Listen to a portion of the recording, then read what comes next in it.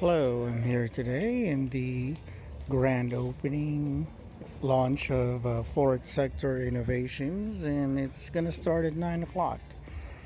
And yeah, it's one of the innovation centers and entrepreneurship here in the city of Ontario, which is in the Inland Empire. So we'll see what we have here. It's going to be an exciting day. They said they're gonna try and get the whole edifice.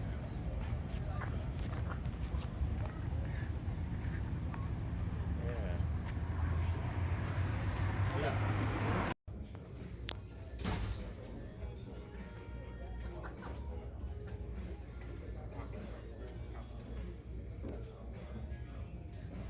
Are you guys feeling like it won't be the cool kids if you sit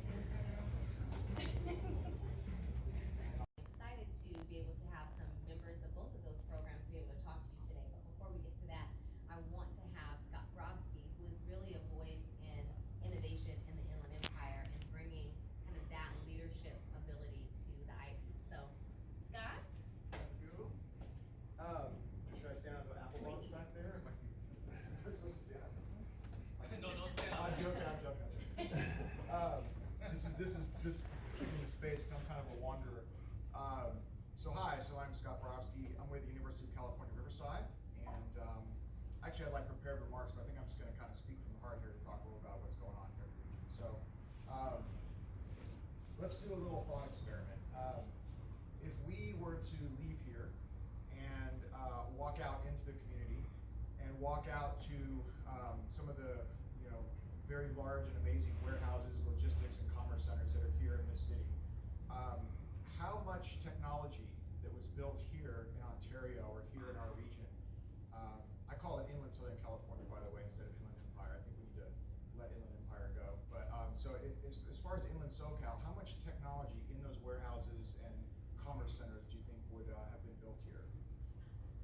I don't know the answer, but I've been running a program for the last 5 years called EPIC Small Business Development Center, which is the tech-focused small business development center. And we have mentored about 500 startups, and I think only 2 of them so far have had anything to do with logistics and commerce. And those unfortunately didn't make it. Actually, one of the CEOs was actually poached by Amazon to go work for Amazon, and he ended up not being able to keep the startup going. But so to me, that's a little bit concerning and also shocking, to be honest. We have a region that has one of the most amazing commerce and logistics hubs on the planet, and the fact that the technology is all being brought in from Canada, China, the Bay Area, Italy, and other places, to me, is unacceptable. So I think we need to change that. And so the question is, how do you do it? And the way you do it is by projects like this that Kevin and his team have put together, and also with support from Ontario, the city itself, with business leaders in the community. And it really takes, they say it takes a village, and it really does. So, and also, by the way, since I'm just doing this off the cuff, I can get really going this, so I know Kevin used to yank me off, my time's up. So Renee will keep an eye on that. or you yank me off, so I'll talk about this forever. But, so anyway, so let's talk about a little bit about building a tech scene. What does that mean? So, majority of times when we talk about building a tech scene, the first thing we talk about is access to capital. That is a big deal for a region. That's something I've been working diligently on to try to get more people investing in what's called angel investment in this community. That is something we've gotten traction with. We have, just in the last 6 months, we've helped tech startups here in our region raise $10.8 million. And I know that sounds like a tiny number, especially if you, that's basically like a slow day in LA or San Diego, or a slow few days, and that's our total for this year. But it's a big deal. When we first started this program, and I went out to investors, I'm a serial entrepreneur. I've done 5 tech startups. I've also worked with big global Fortune 100 companies like Disney and others. And there were no fundable deals when we first started kind of trying to build this ecosystem. Now there are, and that's a big deal for the region. And so how do you get fundable deals? Well, you need to have things like this exist. Incubators, accelerators. You need to attract talent, you need to retain talent. As you probably all know, we have some amazing universities and community colleges here in the region, and we lose a ton of that talent every single year to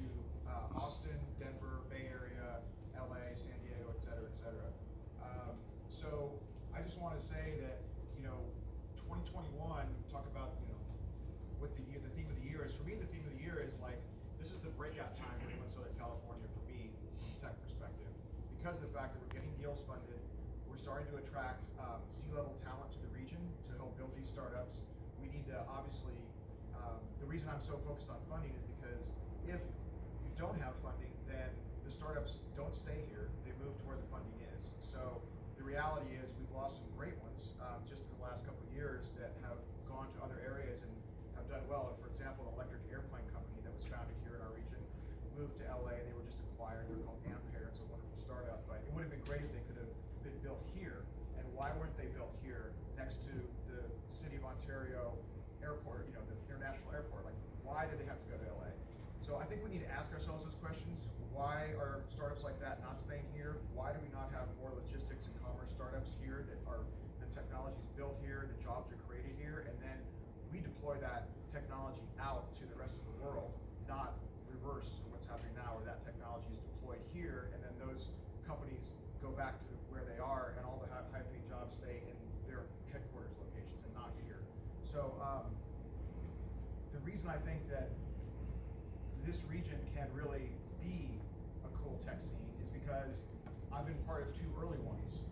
I had two tech startups in Austin before there was a tech scene there. As you probably know, Austin is now considered like it's on the list of coolest places to move. Miami now is also. But building a tech scene, it's all these things coming together. So we talked about capital, we talked about talent. The other thing we need is an amazing research university and other universities and colleges in the region. We have that with UCR and all of our other great colleges and universities in the region. And then lastly, well, actually two more things. The other thing is we need government support. So government support's a big deal. And what does that mean? It's not just money. It's also like actually supporting the startups. As another example, we just had an ag tech startup that we convinced to come try and start here and build here. They just left the region and went back to LA because they found it too hard to work. I'm not going to call out any cities because they're all our partners, so it's not about calling out a city, but they found it too hard to work through the red tape here in the region, and other cities are cutting red tape and making it extremely easy for tech startups to thrive and grow in their cities. So that's something else that we really need our governments here in the region to help us with. And then lastly, we need support from the larger corporations that are already here in the region. We don't have a lot of large tech companies here in the region. We don't have, we're not like LA where we have a massive presence of Facebook and Google and Amazon, all these other big Netflix and these other large entities. So we need the existing companies to also help. And that means that give a startup a chance. So if a startup comes to you, and maybe through me, maybe through Kevin, or anyone here, give them a chance and check out their technology and maybe help them out when you wouldn't necessarily in the past help them out, because again, we're trying to grow the entire ecosystem, the entire scene. And so why do we do that? Well, I think we all know that we don't want to build a region based on just low-paying, low-wage jobs. That is not going to be a place that any of us want to live, and probably those of us, or those of you who have kids, I don't have kids, but people who have kids probably don't want to raise their kids in that environment. So why do we want high-paying jobs? Depending on what study you read, each tech job brings 2 to 5 other jobs with it. So it's not like you're just adding one high-paying tech job, you're also adding 2 to 5 other jobs with every single tech job you bring to a region. And that's a big deal, and this region needs it. And then lastly, what I'll say is, it's not just about money, government support, big company support, and talent. The other thing is, you have to have a place that people want to be. And I can tell you, it is very hard. I spend a lot of time trying to recruit C-level talent here to help build these companies that we're helping to build here in the region. It's hard to get people to move here. We need to change that. One thing is we need to change the narrative about the IE. We've got to stop calling it IE, number one.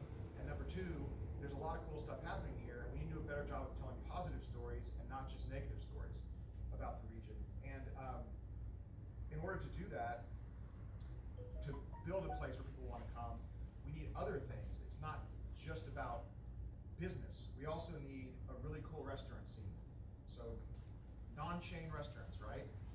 Restaurant entrepreneurs who are coming here and building cool places, cool spaces, cool coffee houses, places where people can meet, places like this, other great incubators in the region. We have one in Riverside called Excite that our team helps run. There's also there's some down in Southwest County. Murrieta Innovation Center. I believe there's a new one, Hera Hub in Temecula. So there's some cool stuff happening along those lines, but let's get a better music scene. Let's get more artists here. Let's make it a friendly community to bring in that kind of creative talent, because creative talent plus tech startups plus a friendly government and capital makes for an awesome place. And having been in two scenes that have now grown into amazingly large scenes, which are Austin, Texas and Los Angeles, California, where I had my previous startup career after Austin, it can be done and it will be done in this region if we all work together. So thanks.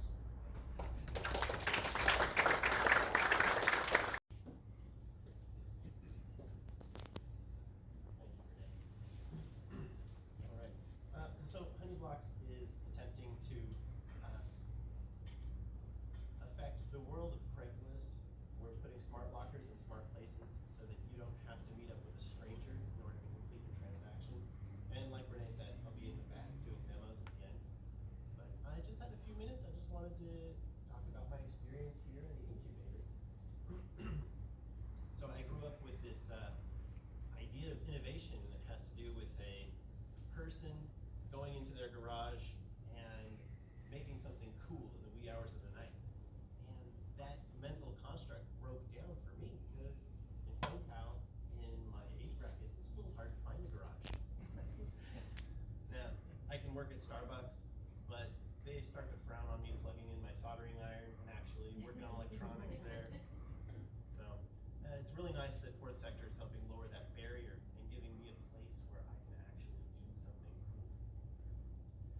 Now, when I got started, it was great to have this place, but also I ran into an interesting problem because I needed to import some items. And if you're working with Alibaba and you're working with these freight forwarders, they won't deliver to a residential address. Not something big, not like a shipping container or a pallet of something. So having a place where I can accept deliveries was also a critical component of my journey. It was a problem I didn't even know I would have, but because I was in the incubator, that actually went very smoothly. And lastly, I just want to say, not being the solo lone wolf was an important part of my journey. In the incubator, we learned about customer discovery. It's a very simple concept. You get out of the building, you talk to people, you get feedback about your concept. But if you're an entrepreneur and you've crafted your dream business, I can't speak for everyone, but I didn't want to hear about all this input from strangers. They wanted to change my business. They wanted it to be different. And that was a challenge because it's one thing intellectually to understand that, oh, I have to build what my customers want, not try to get my customers to like what I built. It makes sense in your head, but it's a revolutionary change of heart to really adopt that and really say, okay, I'm going to change my dream so that I can better meet people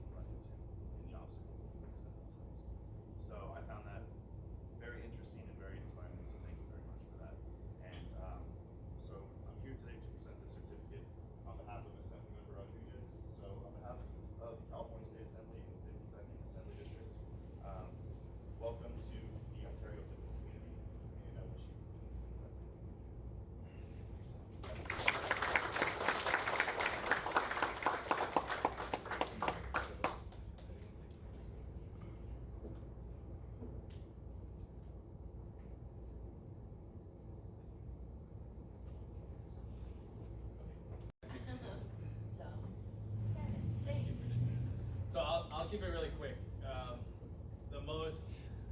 longest thing that's going to happen here is all the thank yous. This has been such a journey, and I cannot thank everybody enough to be here today, and all the other people that work behind the scenes to get us to this point. A few of those names that are at the top of the list. I'm going to try and not cry multiple times during this. Don't judge me. But the wellness area around the corner is named after Hassan Haghani, who was a city planner and was a huge proponent of what we were trying to do. And you know, he was taken from us all abruptly and unfairly for many of us. And I really just want to make sure that his name is honored with the Wellness Center in perpetuity, and for everyone to remember Hassan for a moment. The other people that are, I just can't thank enough. Some are here and some are not. So Bradley's here, Bradley Gates, thank you so much.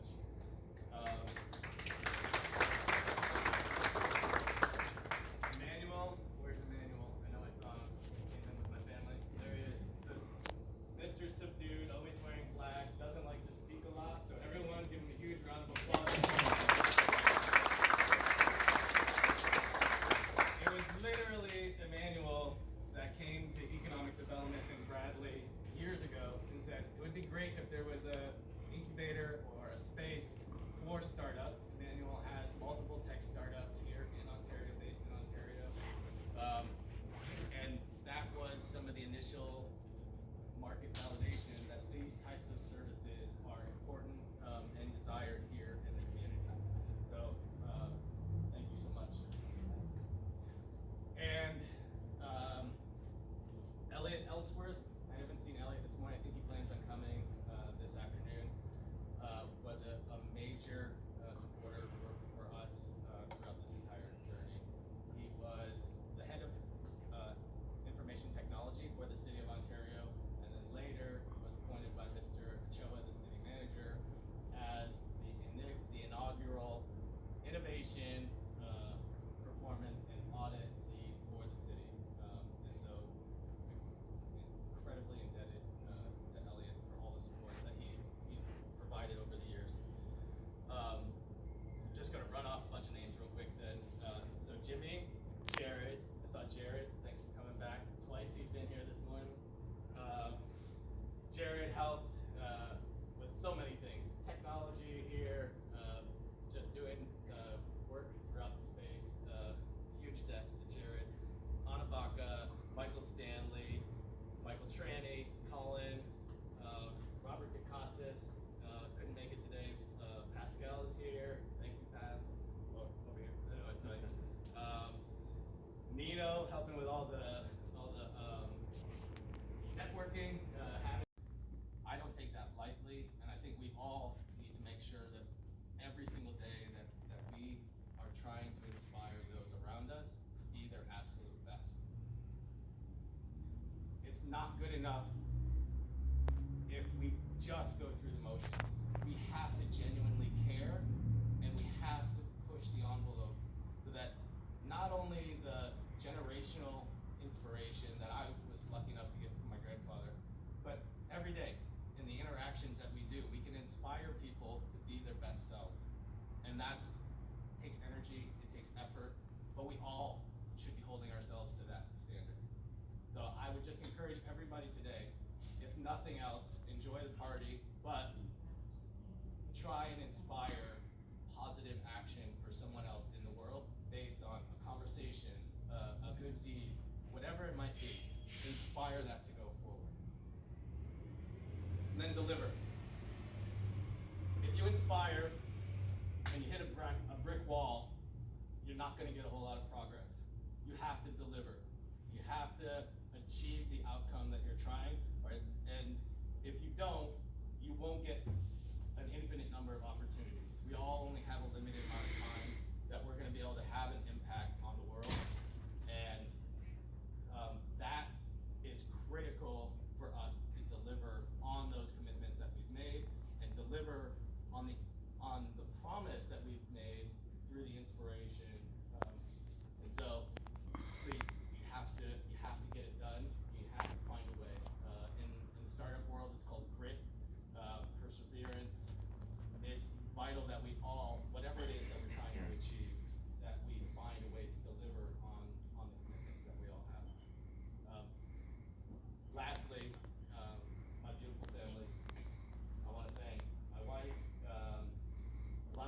sweat and tears went into this actual building. I literally almost lost my finger right there.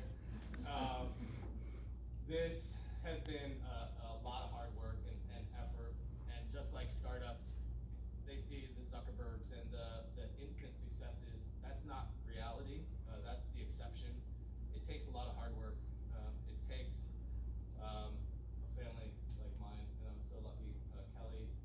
Kelly, about where she's sitting, basically said, "I'm leaving. You're not being productive.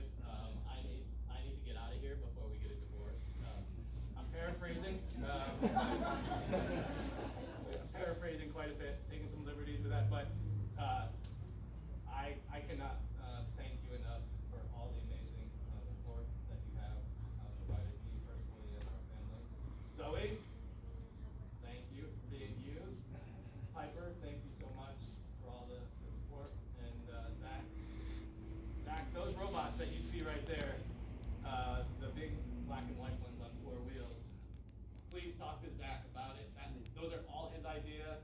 It's all him. So with that, I want to, am I bringing the mayor up? I'd like to ask the mayor if he would be kind enough to say a few words, and then we'll go outside and we'll have the crowd on the other side of the ribbon, and then we'll just do the ceremonial cutting. Thank you, everybody.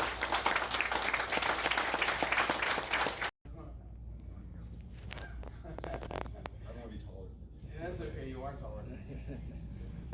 But I'm fatter.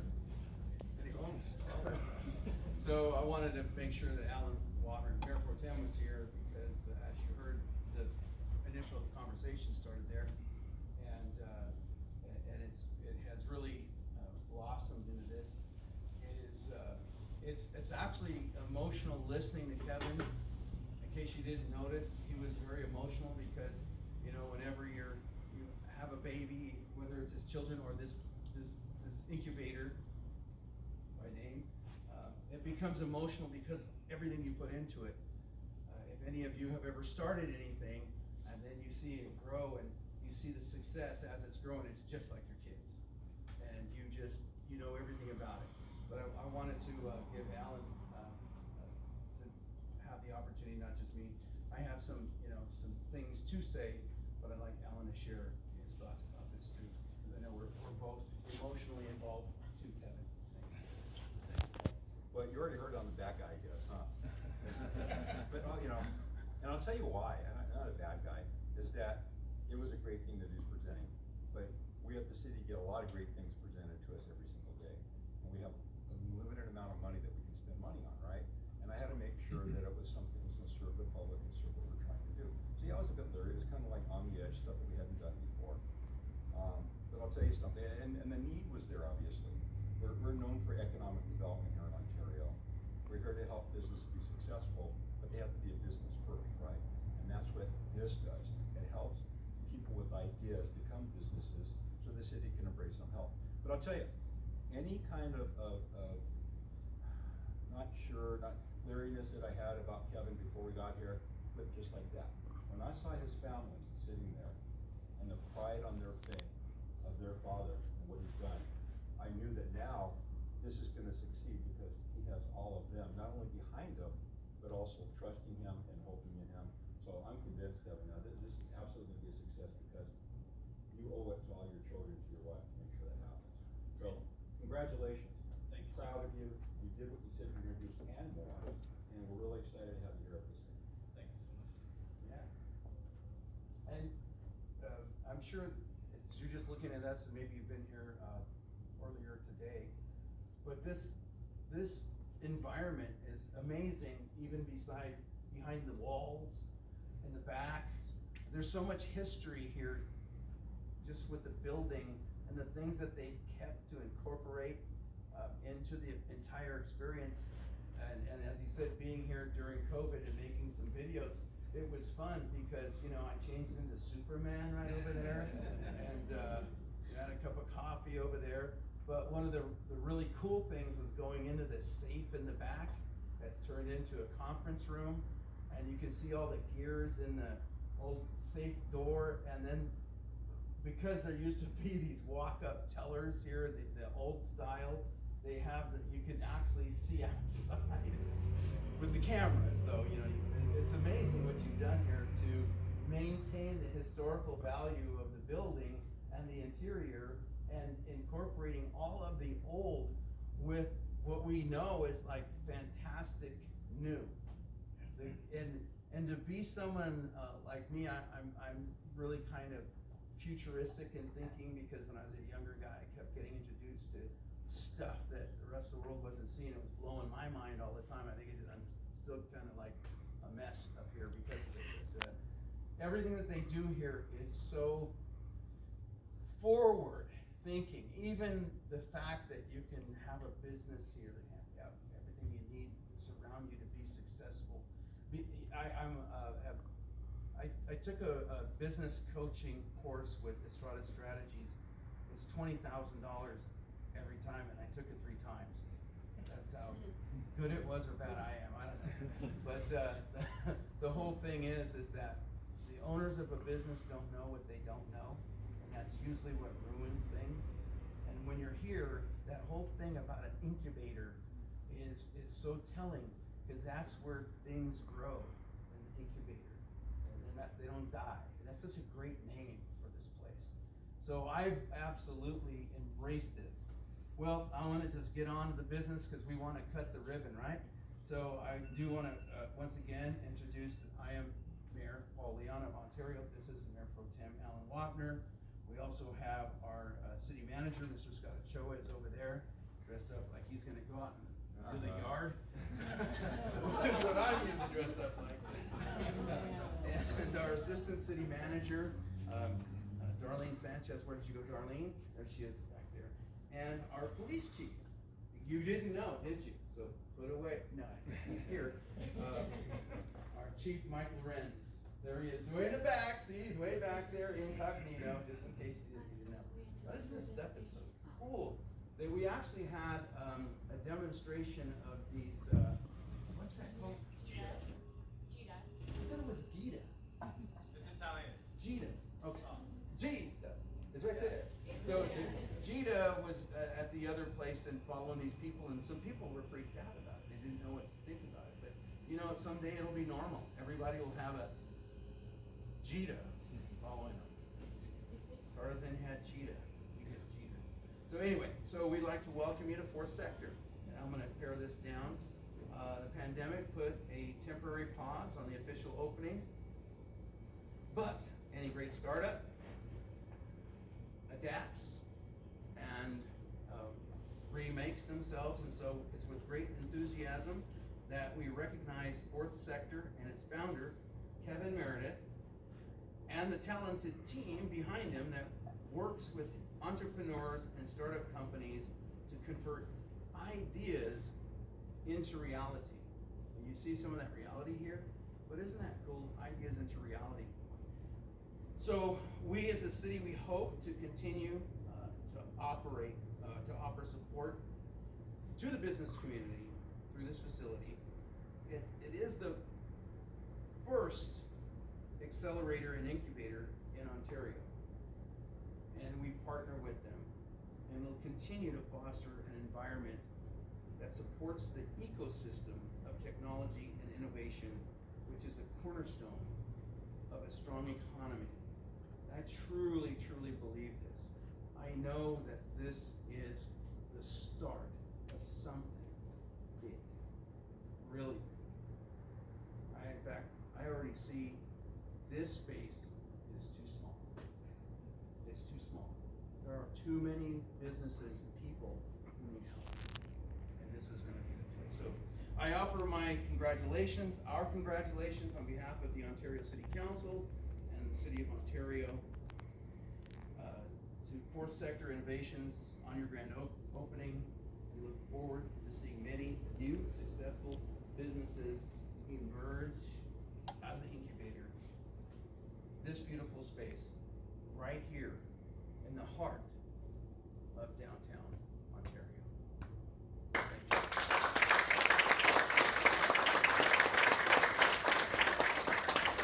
We have this really cool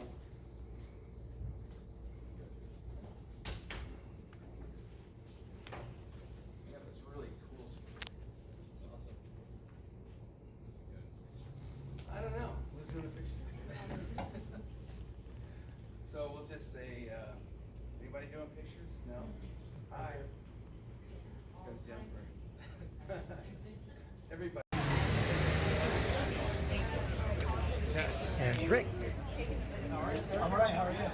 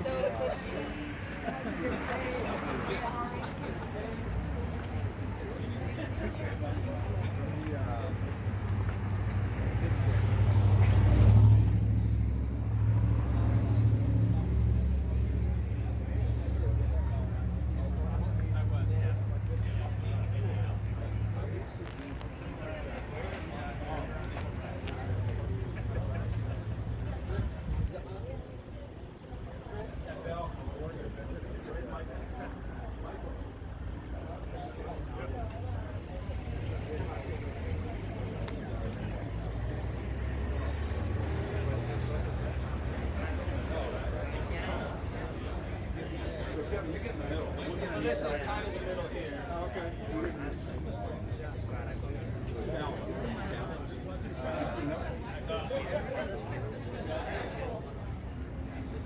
All right, everybody. Thank you again. We're good. Hopefully this cuts. This is literally. This is final. Hold it tight. There you go. Oh yeah! Thank you, everybody. Come on back inside. Yeah, you can be next. You heading out? No, I'm gonna. Okay. Okay. Do your thing. Not the same Honey exact blocks. one, and I'm putting the spent ones over here. That's cool. QR Do you want to code. try? Sure, Do you just for wanna video fun. it, or- So I got a QR code, and then I'm just gonna scan it. Yeah, you're gonna scan it down Oh, here. cool. And then it will open Sesame. There you Okay. go. Oh, there's a prize. The nothingness. Awesome. Thank you. Yeah. Oh, thank you. Awesome. Thanks, Chris. It's amazing.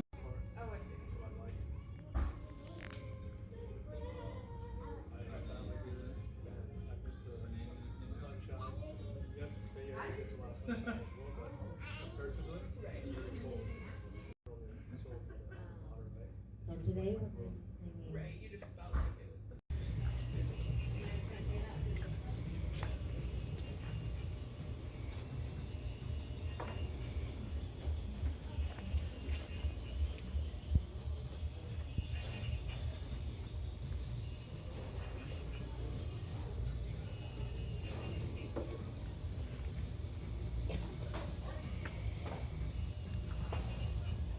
Evaluate through a rigorous process so that they know that what they're working on isn't just this fantasy that's in their brains. It's shared by the reality of the world around them and the stakeholders that will ultimately be compelled to buy or utilize their products or services. So, with that, if anybody wants to tour or anything, we'll be doing it. Continue your conversations. There is no formal agenda. There's no anything. I just so deeply want to thank Renee.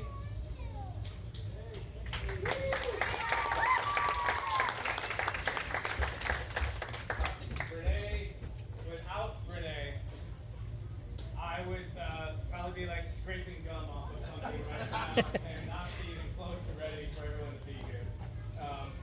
Renee, thank you so much for all your hard work, your dedication, and your leadership. My family, they got a big shout out earlier, but I can't do it enough. So Kelly, Zoe, Tyler, thank you all. I love you. Thanks for putting up with me being away as much as I have been to be ready for this. We are now officially open, so tell everyone we need to fill this place up like this every single day, and that's our next step. So thank you everybody for taking the time to come. I'm so grateful. Have an awesome evening and drive safe, be safe, but have an awesome evening. Thank you very much. Thank you. Yeah. You know how many, like when I was studying telecommunications, so we did have to make Cat 5 and all those splice, and then we were given this kit to splice and connect like fiber optic. And how many fails we had? I had. So Like mechanical splice, right? yeah. Yeah, okay, you broke the glass. Yeah, it's amazing. Fiber optic.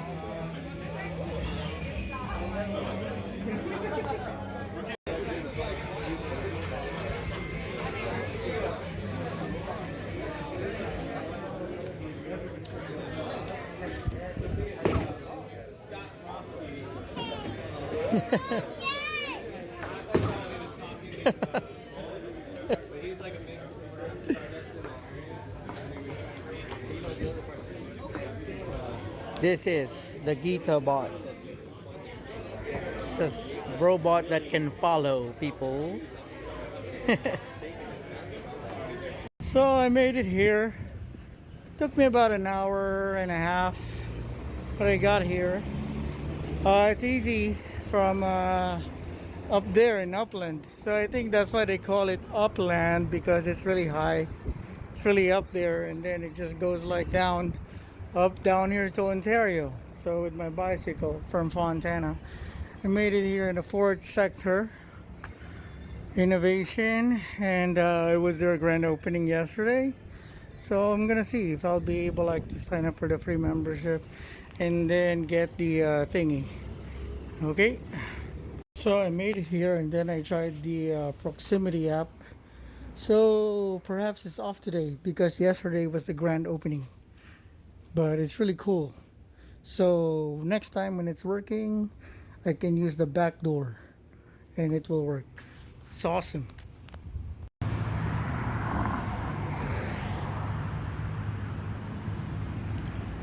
Euclid and 9th Street, historic downtown Upland. Whew, it's tiring, but it's good.